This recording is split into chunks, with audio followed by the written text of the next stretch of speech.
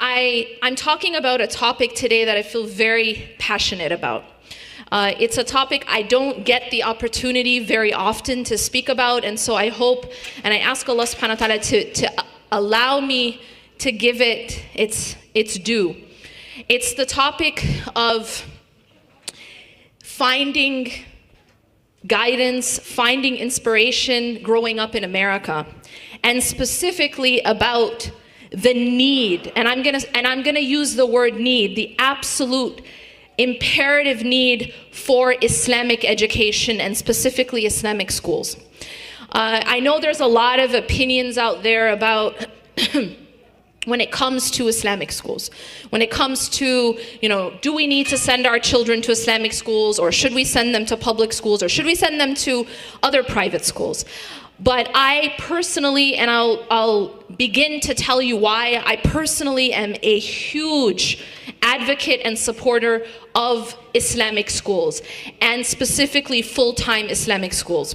And what I hope to do is to explain why, and to talk a little bit about specifically this school and the things that I've heard about this school, which I think really allow, which really make it stand apart. So first of all, a little background about myself. I grew up in Madison, Wisconsin. I myself did not have the opportunity to go to a full-time Islamic school. However, I currently send my children to full-time Islamic school and am a big supporter of Islamic school, and I'll tell you why. But before I tell you why, I want to tell you something that Allah subhanahu wa ta'ala told us in the Quran. Allah subhanahu wa ta'ala in the Quran addresses the believers. Yeah, and when Allah subhanahu wa ta'ala addresses the believers, He says to the believers, He's advising the believers, and He's telling the believers, first and foremost, to have taqwa.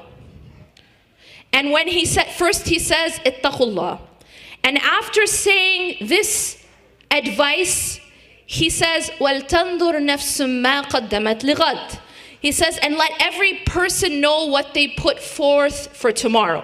So what Allah here is telling us to do is to make sure that we're not just planning for what we're gonna do tonight or what we're gonna do tomorrow in 24 hours, but He's reminding us to be conscious of what we're planning for the tomorrow, capital T. That we should be conscious of what we've put forward for the next life. Now, recently, we were just talking, my husband was talking about an individual that he knew from the UK who went through an experience, and after, he spent his life seeking education. And he spent his life kind of working for his career. But after some time, he said something really heartbreaking.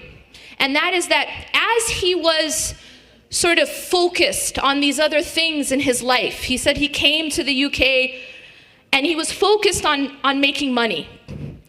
But what happened along the way is that his children got lost. And he said it in like such a profound way. He said, I came here to find gold and I lost my diamonds. I came here to find gold and I lost my diamonds. And the reason why this was so touching is that I think it summarizes what happens to a lot of people.